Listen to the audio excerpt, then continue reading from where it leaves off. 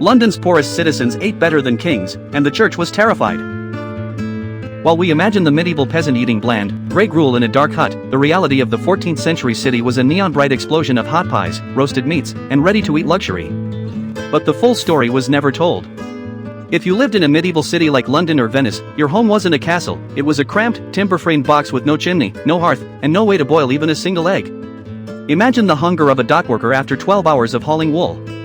You can't cook. Firewood is a luxury you can't afford, and a single spark could burn your entire neighborhood to the ground. The history books focus on the banquets of lords, but they ignore the millions of urban poor who faced a daily crisis of survival. How do you eat when your home is essentially a fire hazard with no kitchen? Most people assume these workers just starved or ate raw grain, but that's a myth. Trying to maintain a private kitchen in a 1300s tenement was a death sentence. The city authorities banned open flames in rental units. If you tried to cook at home, your neighbors would report you before the smoke even cleared. The stakes weren't just hunger, they were the total destruction of the city by fire. This pressure created a massive gap in the market.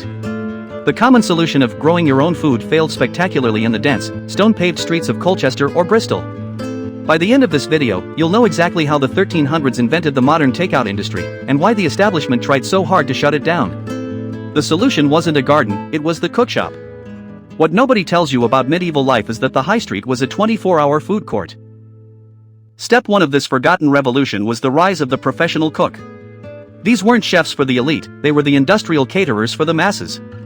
Clustered along the Thames, they operated day and night. The smell of roasting goose and ginger-spiced pork filled the air, creating a sensory experience that rivaled any modern-day fast food strip. The first secret of their success was speed. These shops specialized in pasties and meat pies, the original handheld meal. In a world without forks, the crust was your packaging. You could walk up to a window, hand over a few copper coins, and walk away with a hot, calorie-dense meal in seconds. It was the first time in history that a common laborer could eat a meal prepared by a professional. But it wasn't just about convenience.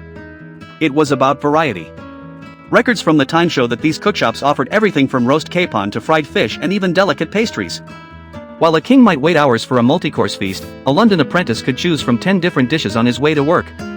This accessibility leveled the playing field between the social classes in a way the church hated. The evidence tells a different story than the one of the starving peasant. In fact, the nutrition available in a medieval cookshop was often superior to what a rural lord might eat during a winter famine. These shops had access to global trade networks. They used pepper from India and cinnamon from Sri Lanka to mask the taste of preserved meats, bringing global flavors to the mouths of the poorest citizens.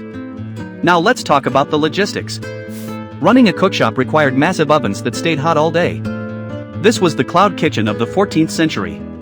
Because fuel was so expensive, it was more efficient for one man to bake 500 pies than for 500 people to bake one. This was the birth of the division of labor, decades before the Industrial Revolution supposedly began. Now it gets interesting, because this industry wasn't just tolerated, it was strictly regulated.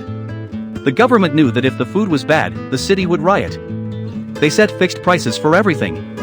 A capon baked in a pie had a legal price limit of 7 pennies. This prevented the kind of price gouging we see in modern stadiums, ensuring that fast food remained fair food for everyone. The single most important thing is coming up: the social impact of these shops. You see, cookshops weren't just places to eat, they were places to talk. They became the third space of the medieval world. Without a kitchen at home, people spent their evenings in the cookshop, sharing news, complaining about taxes, and organizing. This made them a massive threat to the status quo and the religious authorities. Now, I know what you're thinking, didn't the church encourage community? Not this kind. The church saw the cookshop as a rival to the pulpit. While the priest preached fasting and humility, the cookshop offered hot meat and loud laughter. They were seen as dens of gluttony and sin, primarily because they were spaces where the lower classes could gather without a supervisor or a lord present. To fight back, the authorities tried to label the food as unclean. They spread rumors that cookshops used old meat or stray cats in their pies. It's the same tactic used against street food vendors today. But the records show the cooks fought back, forming guilds that enforced strict quality controls. They knew their survival depended on the trust of the neighborhood, a trust the church was losing. This tension created a culture of takeout that we recognize today. If you didn't want to be seen eating in a sinful shop, you took your pie back to your room. This led to the development of early packaging, thick, coarse dough that wasn't always meant to be eaten, but served as a biodegradable container to keep the meat warm during the walk home. It was functional, fast, and revolutionary. Let's look at the hard data. In 14th century Colchester, tax records reveal a shocking truth: only 3% of households actually owned a kitchen. That means 97% of the population relied entirely on professional cooks for their hot meals. This wasn't a niche service, it was the backbone of urban survival. The home-cooked meal is actually a modern luxury that the medieval city dwellers simply couldn't afford. In London, the Cooks Guild became one of the most powerful organizations in the city. They controlled the Cook's Lane near the markets, ensuring that travelers arriving by boat could get a hot meal at any hour. Excavations of these sites have found thousands of animal bones, beef, mutton, and fish all chopped into uniform pieces suitable for mass-produced pies. The archaeology confirms a standardized, industrial-scale food operation that matches our modern fast food chains.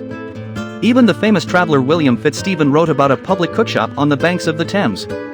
He described it as a place where you could find food for any budget, from a simple snack to a multi-course dinner.